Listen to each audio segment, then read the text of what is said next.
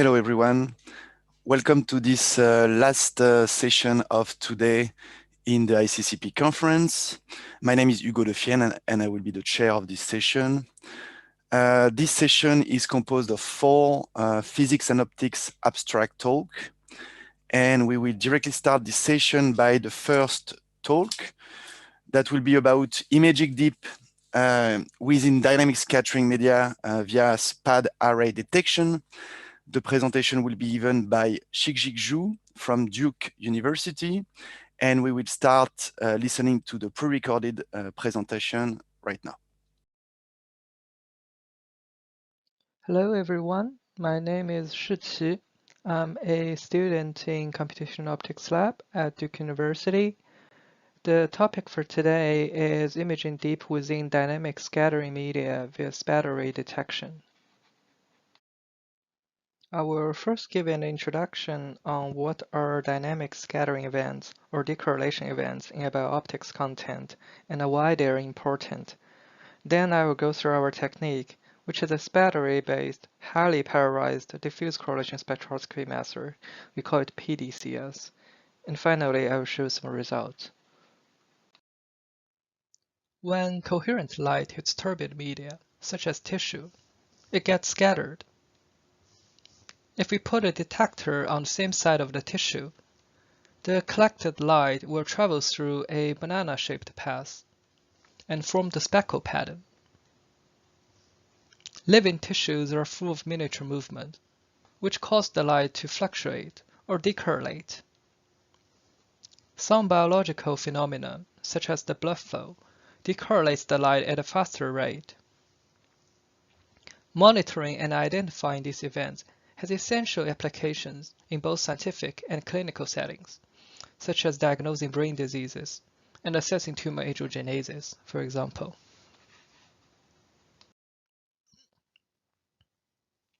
One of the most primary non-invasive optical techniques to probe such decorrelating events is the diffuse correlation spectroscopy, or the DCS.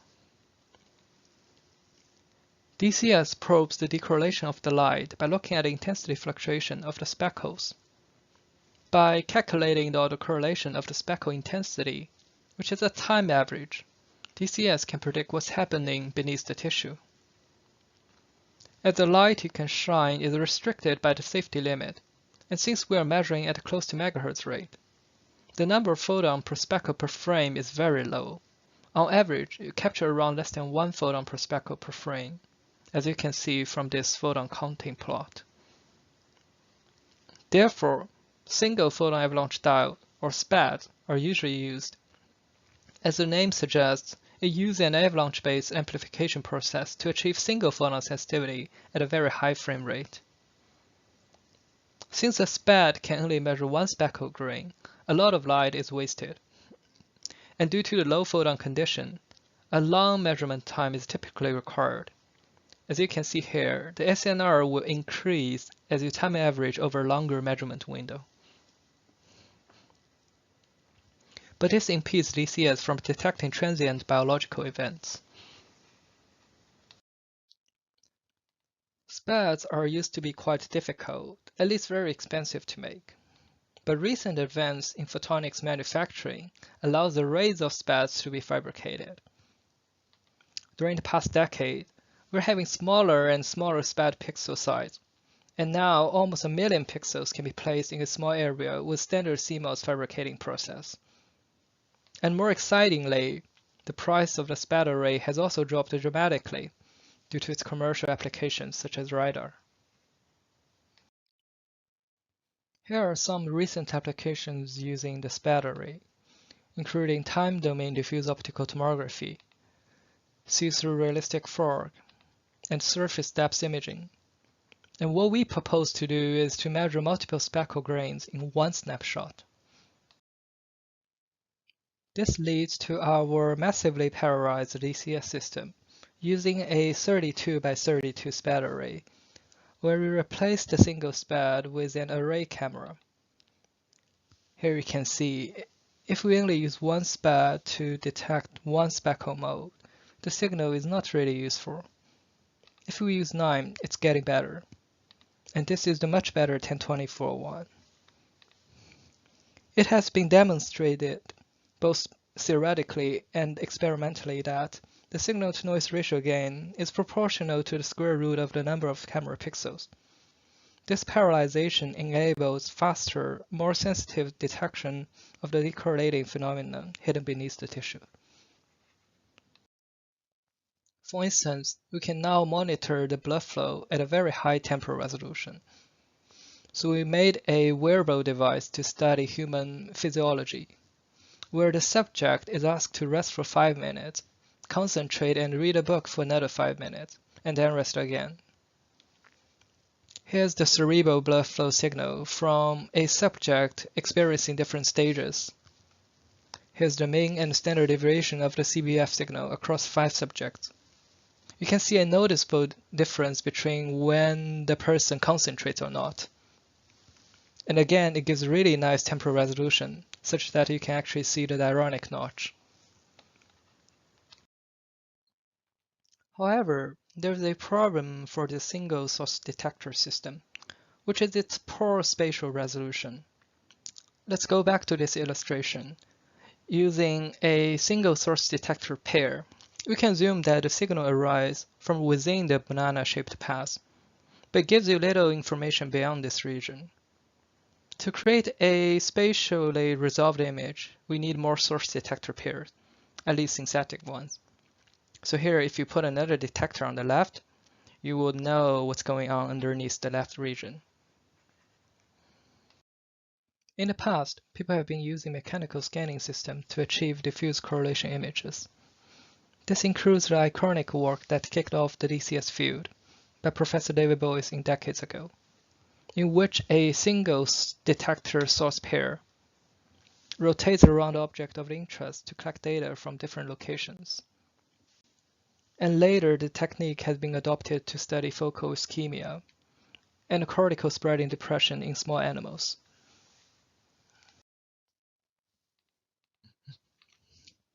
Some more contemporary works use more advanced scanning systems, although as the name suggests, there are still multi-shot methods, which could be slow and more subjective to the subject motion.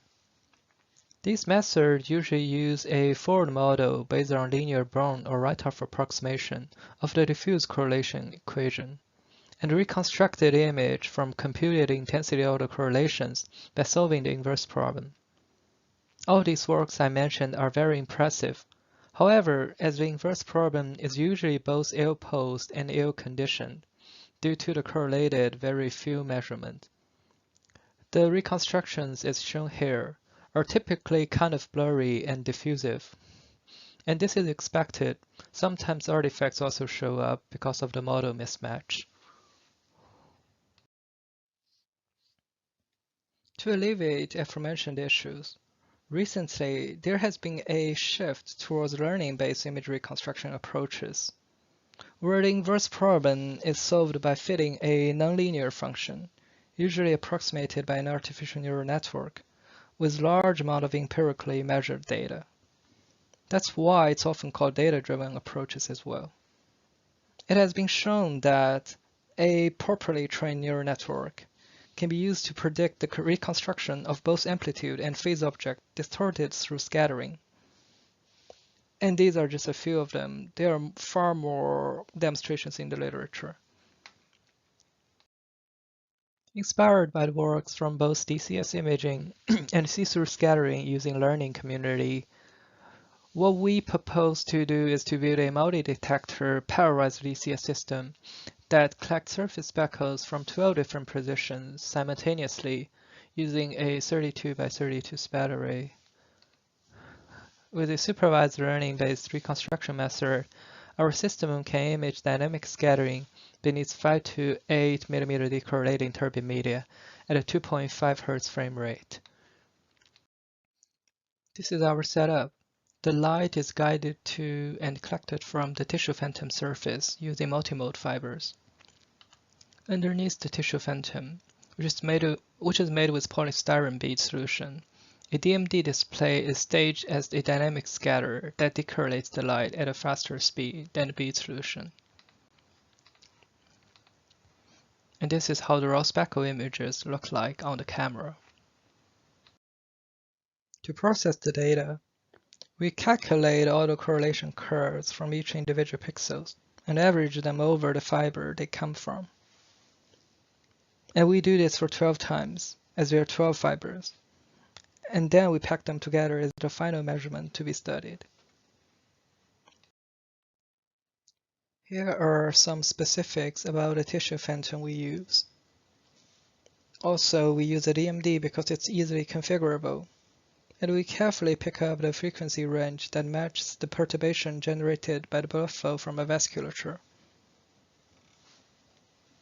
And this is a photo of our tissue phantom.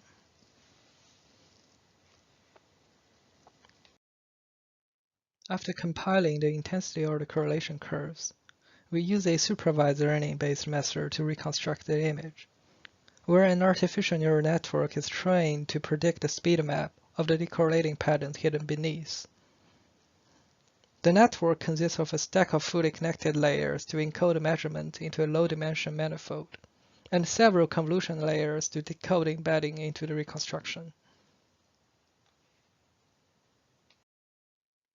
Here are some reconstruction results using the proposed method with a 0.4 second time average integration window. We first train and test the network on some standard ladder dataset. Then, to evaluate the generalizability of our data-driven approach, we also apply the trained network on scene objects drawn from different distributions with the training data.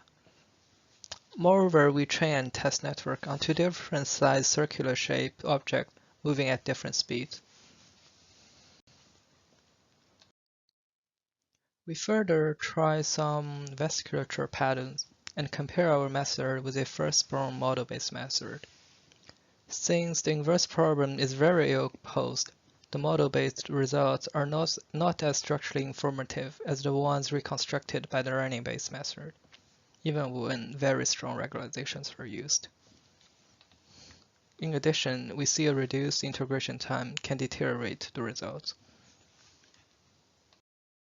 In summary, we built a multi-detector parallelized DCS system. Equipped with a learning-based reconstruction method, we are able to image the dynamic scattering beneath turbid media at a rapid frame rate. Regarding future work, right now we're only using a sensitive wavelength, but we plan to add another isospastic wavelength. Together, the dual wavelengths can give an oxygen level prediction. And to look further, as the commercial SPAD array will become cheaper and bigger, our goal is to build a portable, low-cost parallelized DCS system that is accessible to all clinicians.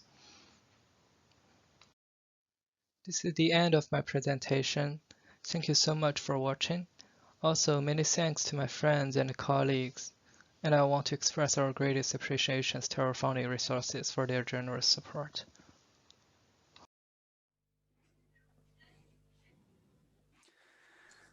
Thank you, Gigi, for this very nice talk.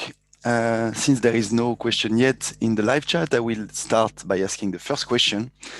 So I was wondering, in the current setup that you have in your lab, so you have this scattering layer, and on one side you have the source and the detectors, and on the other side you have this liquid crystal display that produce the object for the training and also for testing your approach.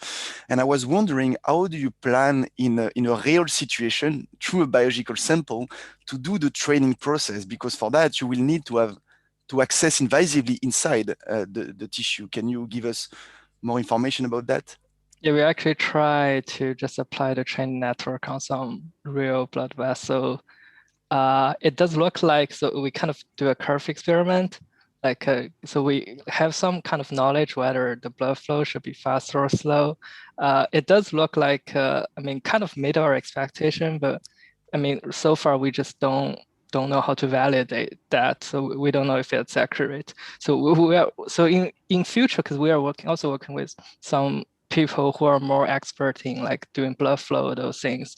So there are actually like a flowmetry you can use where people, they just pump blood into more realistic phantom that made with lipid or those things.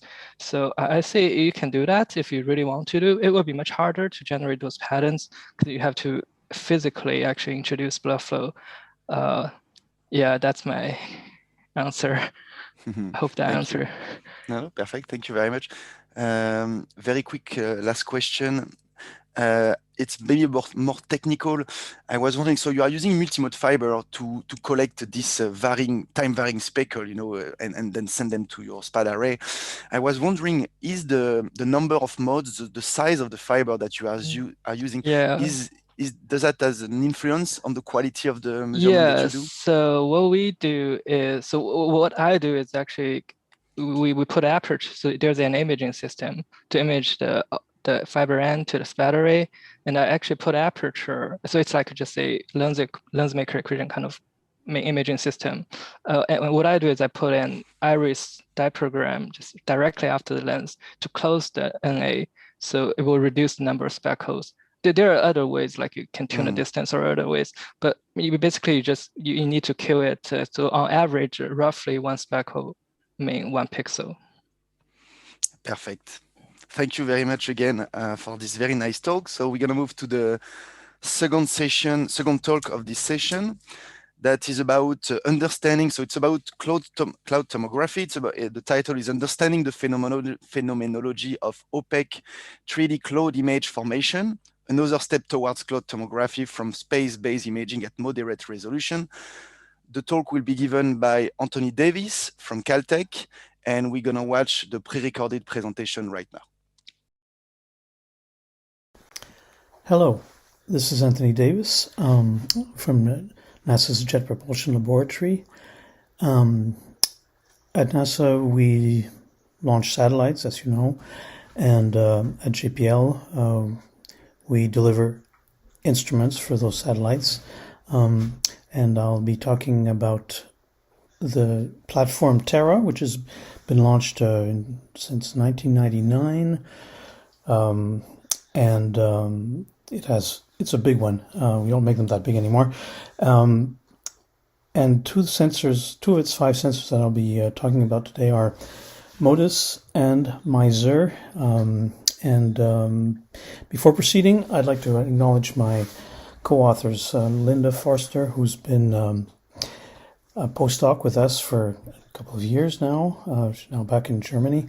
And Dave Diner, the PI for the MISER instrument, and Bernard Meyer, who's the PhD advisor for Linda. And let's go ahead. The topic is understanding basically the physics of how the images that we register from space of opaque clouds, mostly from above, form. And that'll lead us to an application in tomography. In fact, it kind of comes from there. Okay. Now, cloud tomography was going to take the remote sensing of clouds to a whole new level compared to MODIS. And that's because instead of looking at one pixel, a couple of wavelengths, one angle at a time, we're going to take as many pixels as it takes to cover the cloud, as many angles as we have, and reconstruct the cloud in full 3 dimensions on a grid. But it's a challenge. It's a challenge because it's an inverse problem, which calls for an iterative solution, and that iterative solution calls for a forward model. And in cloud remote sensing, the forward model is the solution of the 3-dimensional wave transfer equation, which is itself an iteration process of solving 2 coupled integral equations, which one of which describes the propagation of the light, and the other the scattering of the light, and repeating until the light, from the light going in to escaping the cloud. So we've got a problem.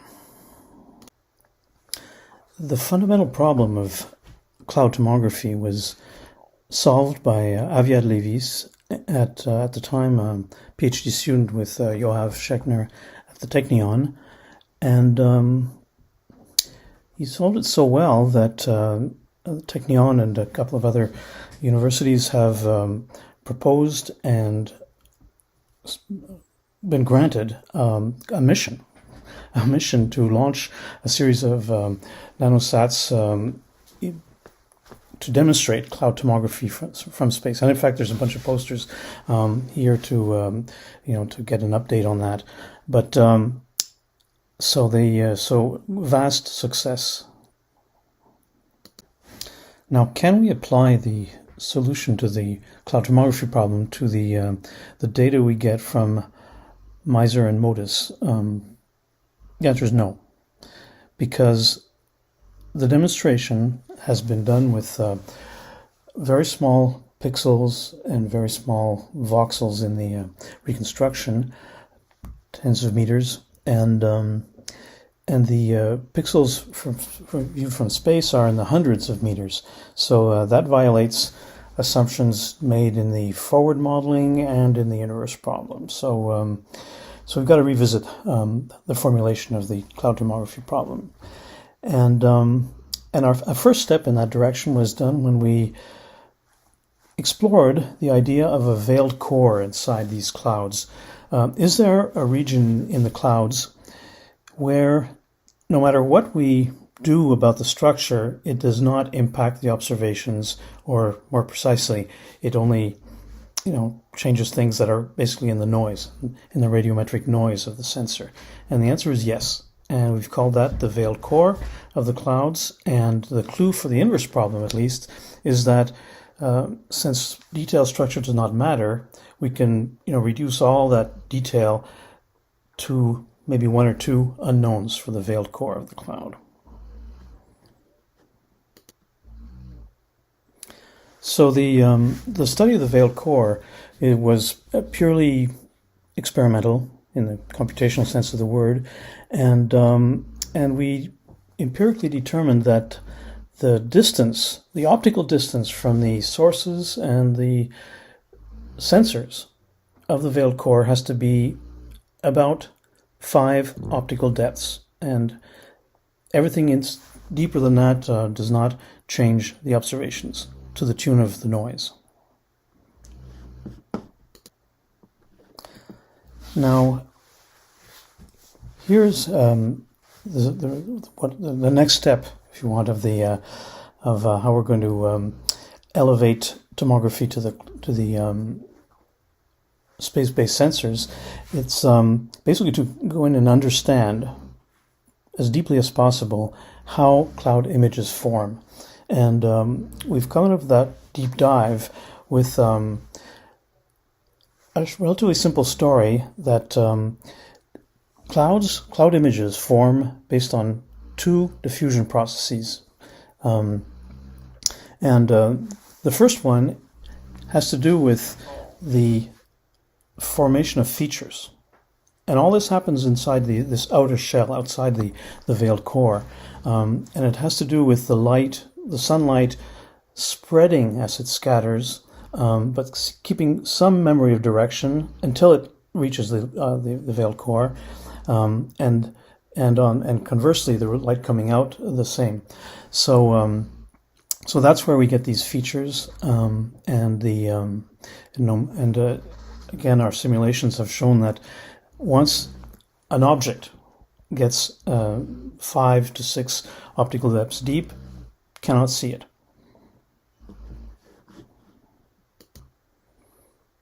So in a nutshell, what's happening in the outer shell is, in terms of statistical physics, is a random walk on the sphere of directions, with ramifications in space about the light kind of drifting in the forward direction and laterally dispersing.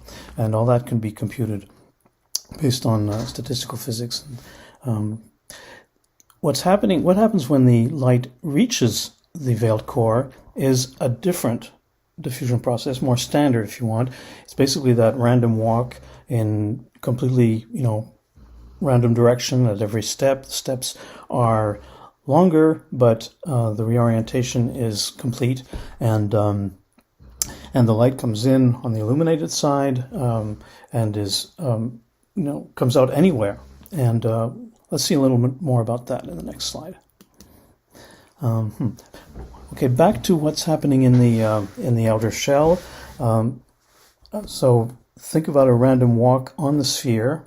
The first before the random walk starts, all the light is going in the same direction. After a first step, the distribution of light and direction is simply the phase function, the first order scattering, and after different successive steps, the angular distribution of the light gets more and more isotropic. So we can compute, based on the properties of the phase function, a single property, in fact, the average cosine of the scattering angle, how many steps it takes to basically lose directional memory. And it turns out to be 6 for the kind of clouds we have, 6 to 7.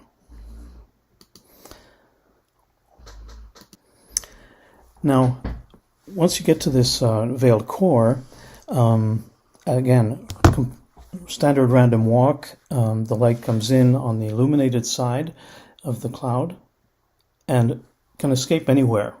But we know how far it travels on the illuminated side and on the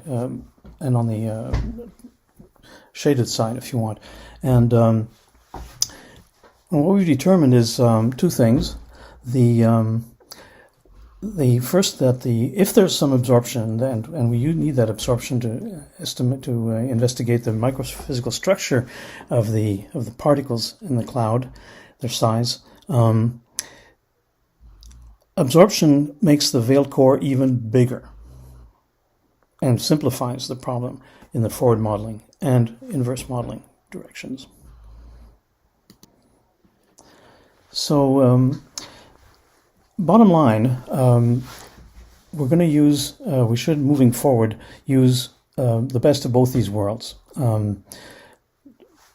Radio transfer, yes, in the outer shell, where the details matter of scattering and of structure, and where all the targets for tomography exist, and then this veiled core where we can simplify greatly the radiative transfer using maybe the diffusion limit, and where there's only a couple of unknowns to figure out, and without any loss of information in the data.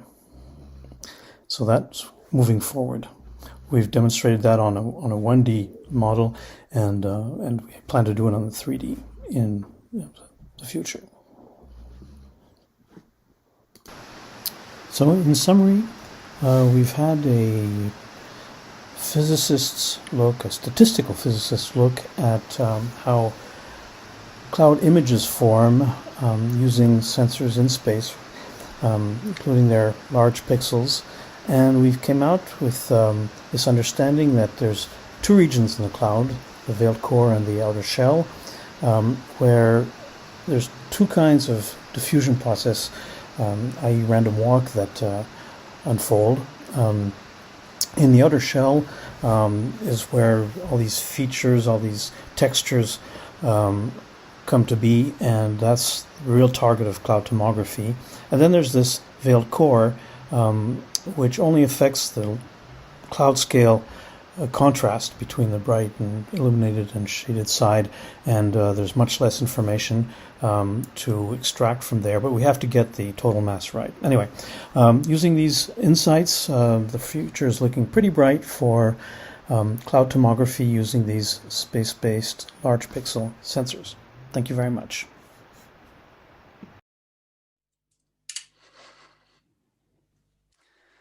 Thank you very much, Anthony, for this very nice talk. So there are some questions in the chat, so I will read the first one to you, so you will be able to answer. So the first question is, so you mentioned 3D radiative transfer models. Could you briefly explain how they are different from existing models, such as line-by-line RTMs?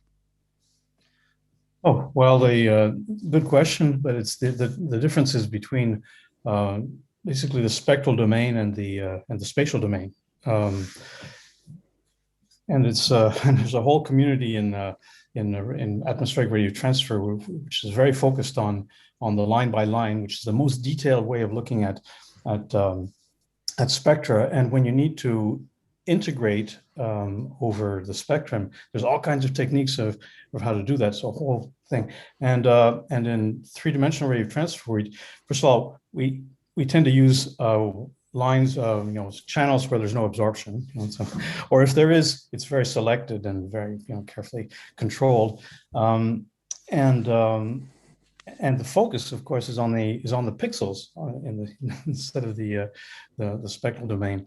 But the communities talk together, but the challenges are very different. Okay, thank you for the answer. Second question, and the last question from the live chat as well. When you talk about the two diffusion processes in the outer shell and in the veiled core, are they different simply because the incident light is different, or because cloud properties are different? And then the person added between the two different regions. Okay, let's assume for the moment the cloud properties are the same, because the veiled core is the idea is that it's a part of the cloud which, with our kind of observations, which is not, it's passive and with lots of scattering, we cannot detect changes inside the core because it's inside the noise of the sensors.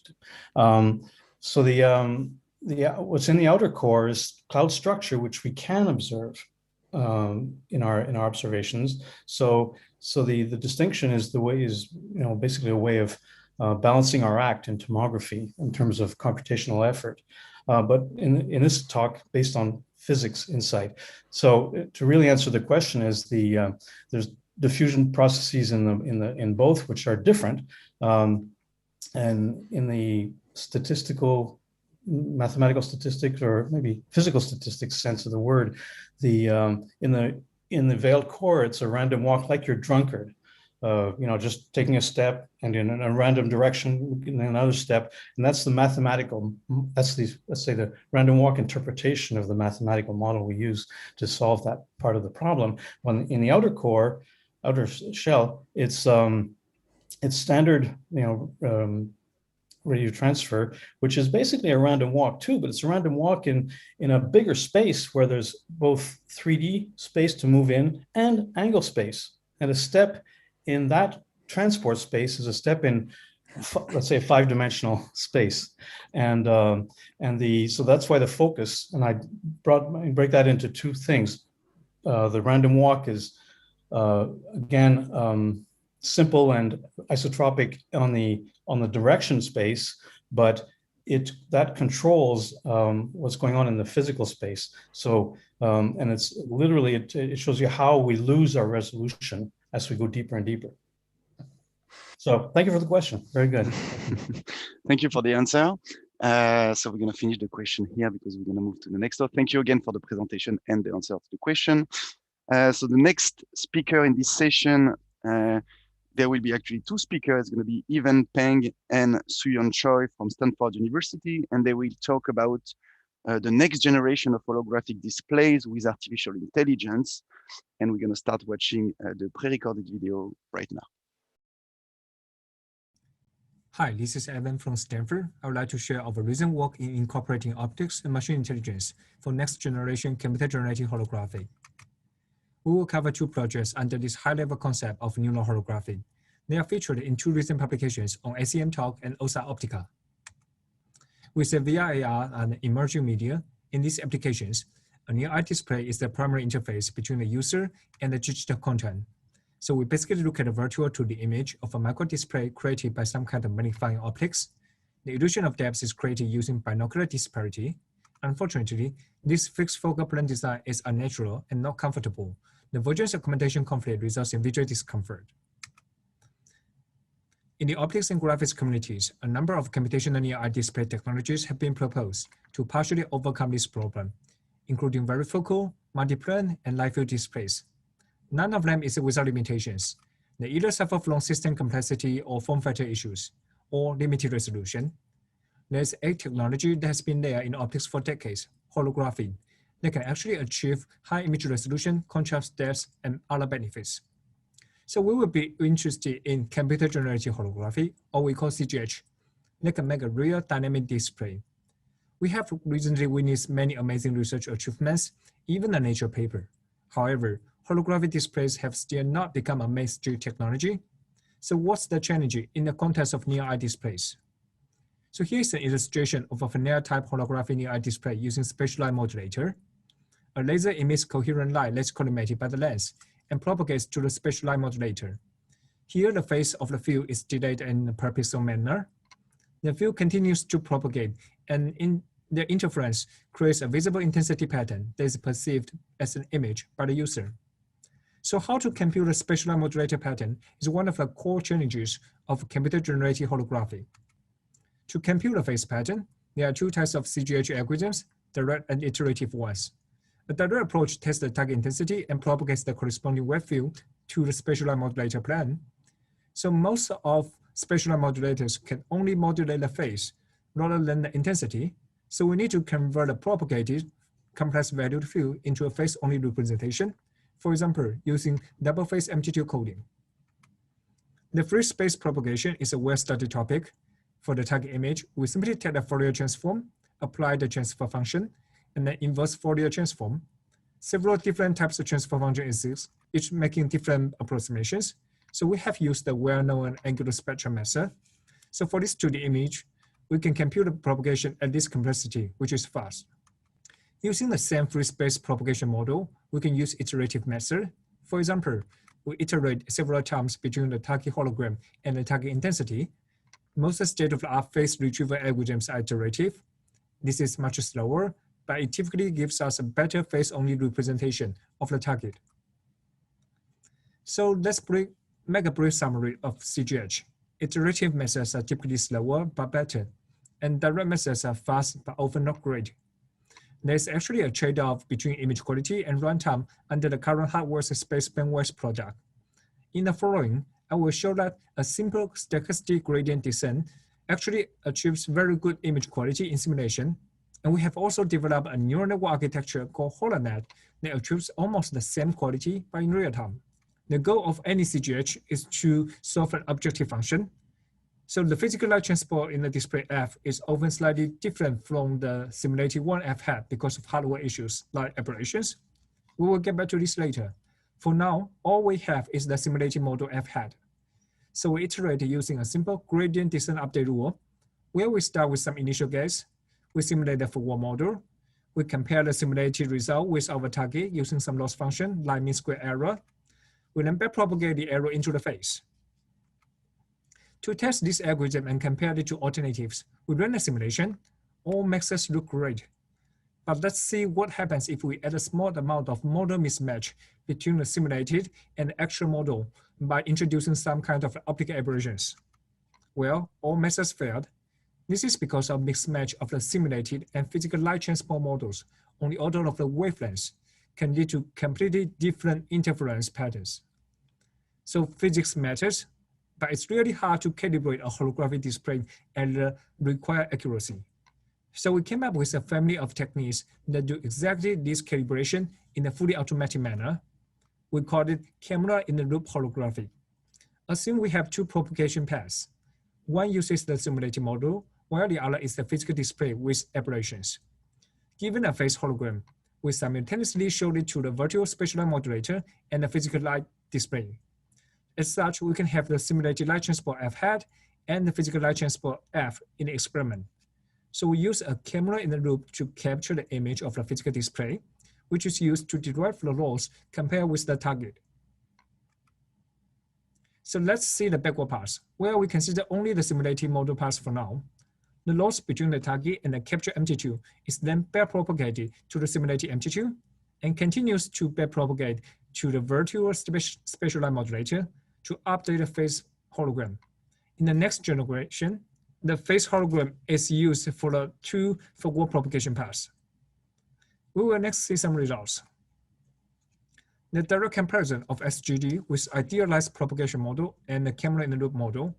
So we see that we achieve a better image quality with our simple idea. The colors and contrast are a lot better. Noise is reduced, for example, on the background. So the challenge is that we need a camera-in-the-loop for each target image. To overcome this, we came up with an idea that splits the optimization into two stages, training and inference. During the training, we use a camera to estimate a model-based representation of the physical light transport using a training set of images. Degradation sources models include source intensity variation, voltage phase nonlinearities, undiflected ambient light, and optical aberrations of all lenses. So most of these can find parameterization in physics. Refer to our paper for details of the physics-inspired lens model.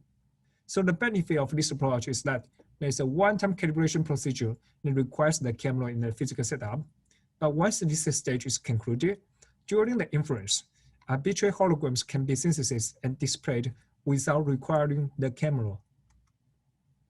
Comparing this model-based approach to the state-of-art CGH method shows that we can significantly outperform it. Now we don't need a camera for arbitrary images. We then move to the neural network part. We call it HoloNet, which is a feed-forward network architecture. Let's see the basic highlight.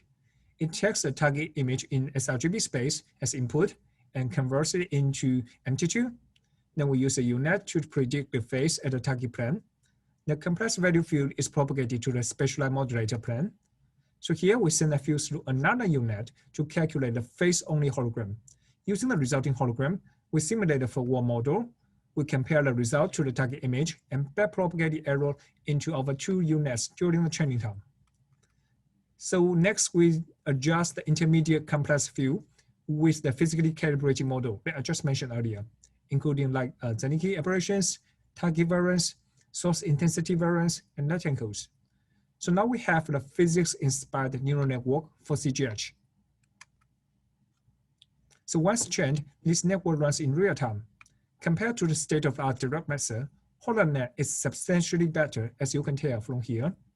Quantitatively, it's not quite as good as our iterative methods, but almost, and it's real time. Additional results of holograms generated by our HoloNet. So what's important is that these holograms can be generated in real time, and the results are still reasonably great. Okay, our holographic display prototype looks like this. There's a laser, collimating optics, and spatial light modulator, which is a phase-only air course, a 4F system to block out some of the higher order diffractions, and a camera. And this is a live capture result of HoloNet. The content is generated in real time and captured in real time. The white box illustrates the active display region. Light outside this box is not constrained. Although these results are not perfect, it's probably one of the best real-time demo. So this is our camera-in-the-loop optimization, which still isn't perfect, but among all of these methods, definitely the best. This result, similar to other iterative methods, is not computed in real time, but captured live. Okay, this is still a noticeable gap in terms of image quality. So we figured out a problematic issue is the limited diffraction efficiency of the spatial light modulator. Let's say a large amount of light is just there while not being controlled. This creates the zeroth order diffraction, which typically interferes with the user-controlled diffraction orders and significantly degrades the observed image quality in terms of contrast and noise level. We were inspired by Michelson interferometer that has been there in optics for decades. We built a simple variant with our original setup. We just put another spatial light modulator. It doesn't necessarily increase the size or complexity of the setup. And the core concept is to use the deflected light from one spatial light modulator to interfere with both the undeflected and deflected light from the other one. The optimization pipeline is pretty much the same as the single spatial light modulator case. But this time, we backpropagate to both holograms of the two spatial light modulators. Let's see results. So using two spatial light modulators with camera in the loop, the image quality even goes further compared to our original one spatial light modulator case. Another example, our Michelson holography is capable of leveraging destructive interference to optically cancel out undeflected light, corrupting the observed image. Okay, to summarize, we take first steps to combine classical CGH algorithms and optical systems with modern machine intelligence techniques, so we can address the long-standing challenges of speed and image quality. Our framework contains a novel camera-in-the-loop training to either optimize a hologram directly or train a physically inspired model. we developed a neural network architecture that represents the first CGH algorithm capable of generating full-color holographic images in real time. Let's also take a step back. Computational AI displays use well-established microdisplay technologies, like varifocal and multiplane displays are moving into industry products. Live view displays are a great idea, but the resolution is limited. Holographic displays, on the other hand, are enabled by diffraction. It is still difficult to get as high of an image quality as with other displays, but we believe it's promising to dive into the multi-device research of live view and holographic solutions. That's it. The paper documents, extra results, videos, code, and data are all online. Feel free to scan the QR code for reaching out. Thank you for your attention.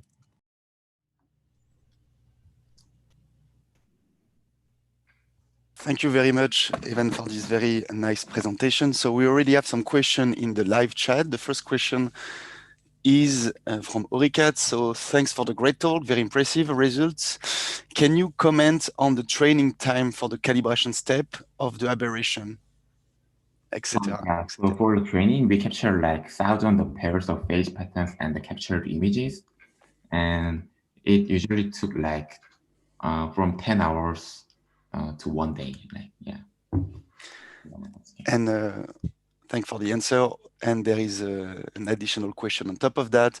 Are the different colors generated sequentially? Oh, yeah. So we can either use like the color sequential mode SLM that can play the phase pattern like usually up to 20 hertz.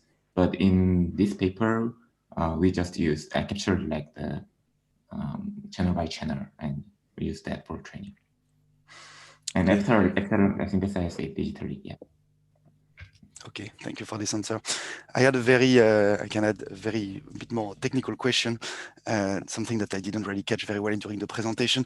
At some point when you were using, you were comparing the different curve, with the timing for the image quality versus the time for the different algorithm that you can use. I didn't really understand what are actually the parameters that you use to assess the image quality. Oh, yeah. I think we use, I think you mentioned the plots we have in terms of a trade-off between the image quality and runtime, right?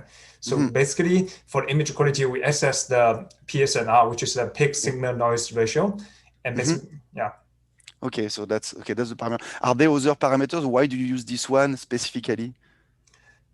Yes, there are alternative evaluation metrics like PSNR, SSIM, or other metrics that we could use, but we use this because it's like this is closely related to L2 norm, which is like widely used in machine intelligence-based like optimization, and that's just a very convenient and intuitive solution based on that. But we are also diving into alternative loss functions in terms of that.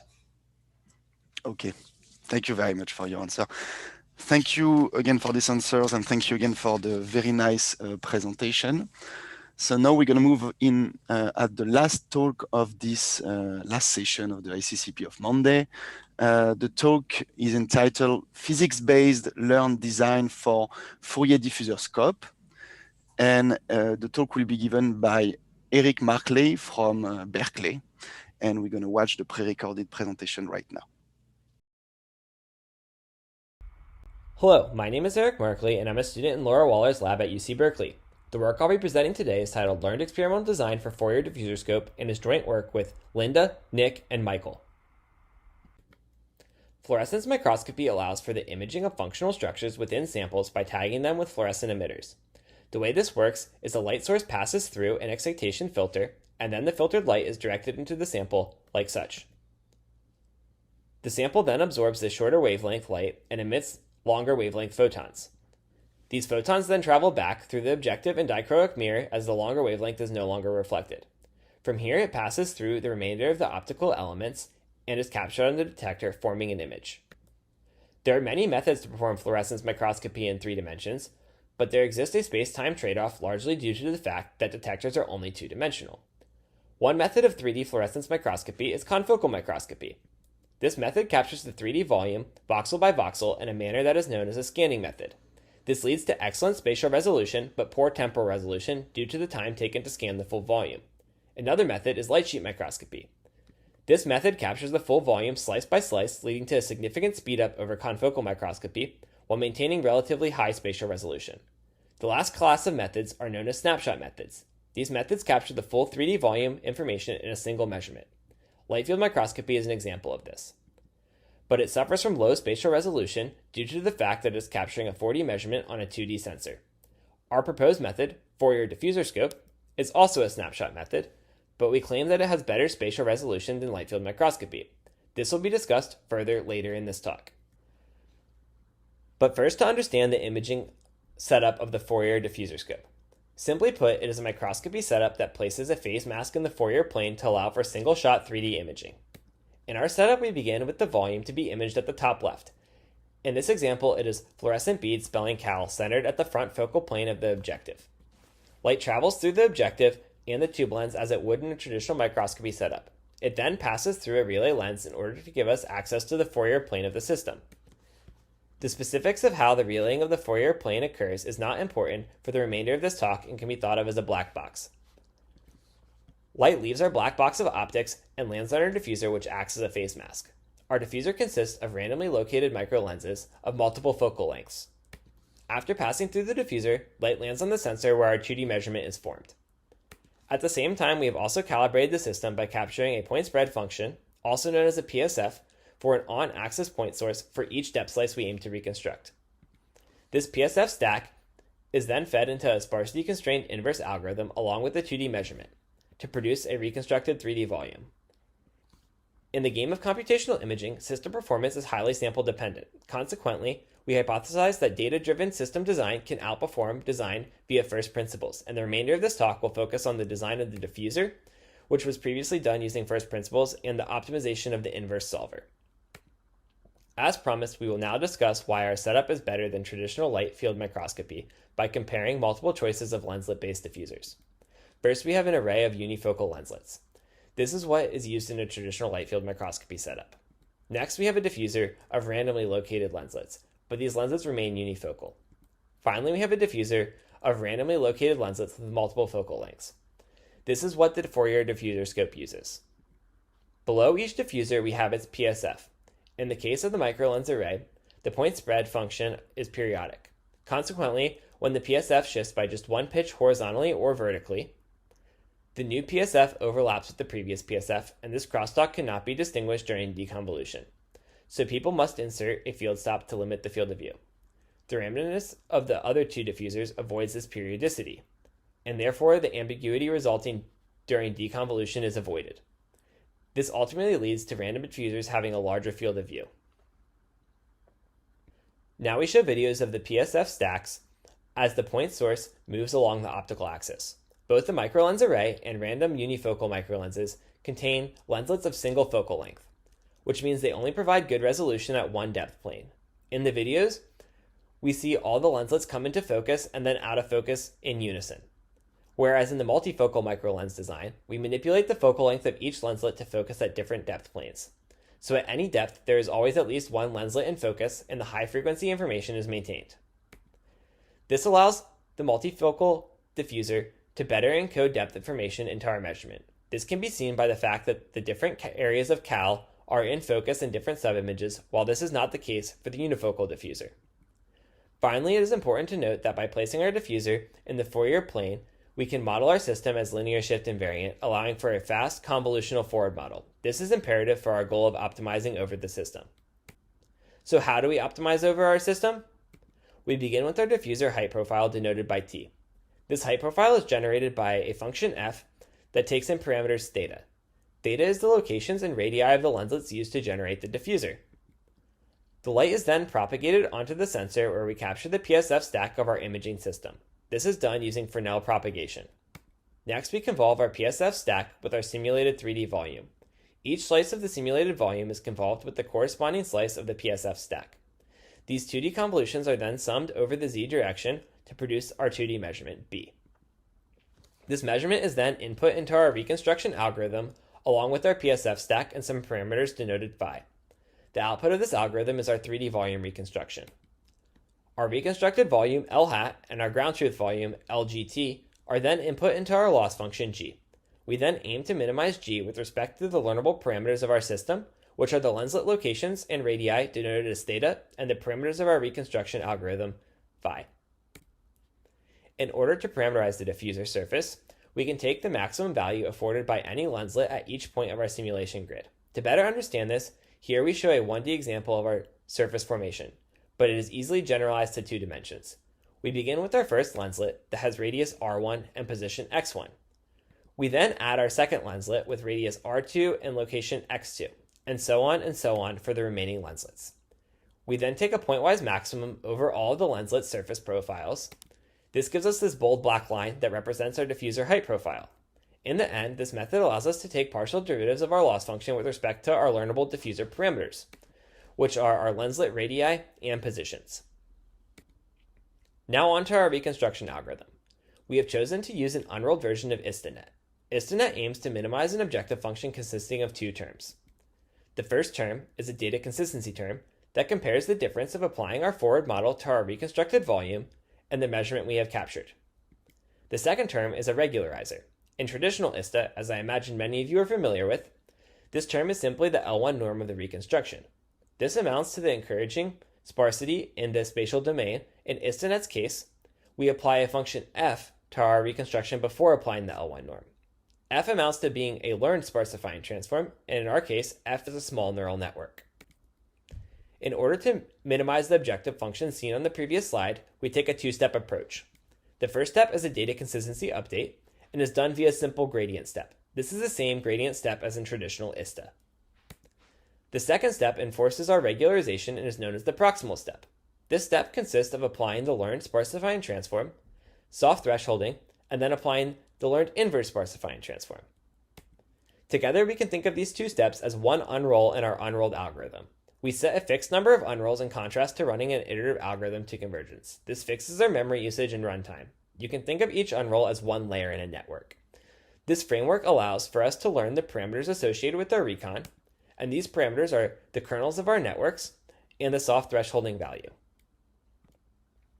Here we see the entire end-to-end framework for the joint optimization of our setup. We use 10 unrolls for our reconstruction. During training, we pass our simulated volume into our network, and the output is fed into a loss function, and the learnable parameters are updated. It is important to note that the neural networks do not have natural inverses, so we add a term to our loss function to encourage our learned networks to be inverses of each other. Due to the fact that PyTorch natively uses backpropagation for gradient-based learning, GPU memory becomes a limiting factor. This means we require either enormous GPUs or must scale down our problem to fit onto normal GPUs. To combat this, we employ memory-efficient learning techniques. I will not talk about these now, but feel free to connect with me offline if you'd like to learn more. Now that we have outlined our system, we are ready to design some diffusers. For our learning, we use simulated training volumes of 200 by 200 by 11 voxels of randomly located fluorescent beads, like the one seen rotating here, and we initialize with 15 lenslets for our diffuser. We will examine how learning the full system end-to-end compares to learning individual components. Now on to our results. On the bottom left, we have our ground truth. Our baseline experiment is the case in which both the random microlens array, RML, and reconstruction are unlearned. We randomly initialized our RML with the optimal number of lenslets that was learned in later experiments and used 200 unrolls of traditional ISTA for our reconstruction. We see poor resolution in the axial direction and ghosting in the lateral directions. For our next experiment, we now learn our RML and continue to use traditional ISTA.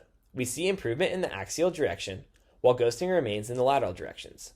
Please note that the animation depicts the learning progression of our algorithm. Next, we switch to using our learned reconstruction framework, but switch also to using an unlearned RML. This leads to similar results to learning only the RML. Note, learning either the RML or the reconstruction network outperform the fully unlearned case. Finally, we learn both the RML and the recon jointly. This results in excellent axial resolution and almost no ghosting in the lateral directions. The reconstruction looks extremely similar to the ground truth, and in terms of normalized mean square error, the jointly learned case is several factors better than learning only one of the 2 components. Finally, it is interesting to see that in both cases that our diffuser was learned, the learned diffusers look rather similar, despite differing reconstruction networks. In conclusions, our contributions are threefold. First, we have demonstrated a pipeline for data-driven diffuser design, allowing for diffusers to be designed for specific imaging tasks. Second, we have enabled this learning to be done in 3 dimensions by implementing memory-efficient learning techniques. Finally, we have produced new design insight that suggests first principles may not be the best for our computational microscopy goal. For example, we find that we need far fewer lenslets than first principles suggested, allowing for better lateral resolution. Moving forward, we aim to fabricate our learned design and capture data in experiment. Lastly, I would like to thank my collaborators in Wonderful Lab for the invaluable insight and support they provided throughout this project, as well as NSF for my funding. Thank you for listening, and I will now take any questions.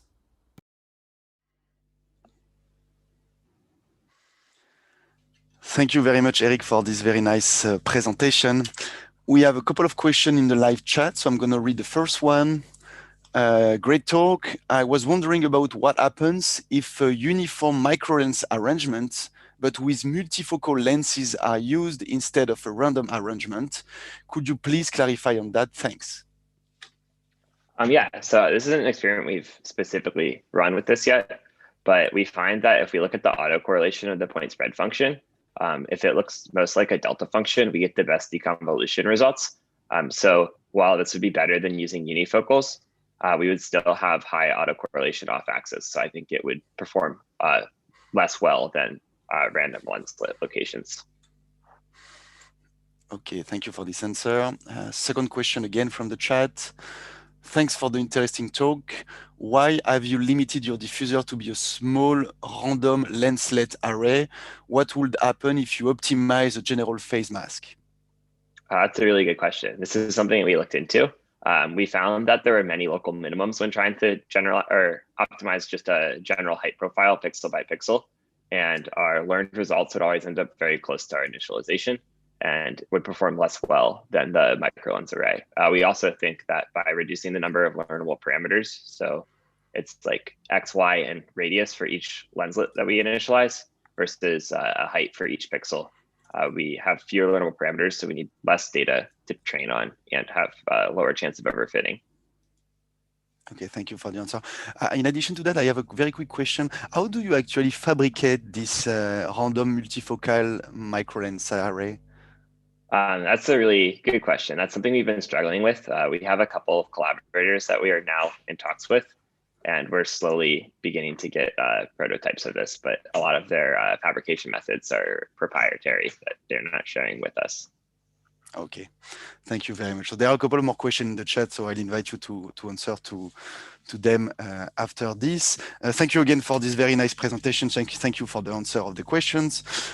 So don't forget that after this session, there is the poster session of the ICCP conference in Gatherstone. So please join the poster session.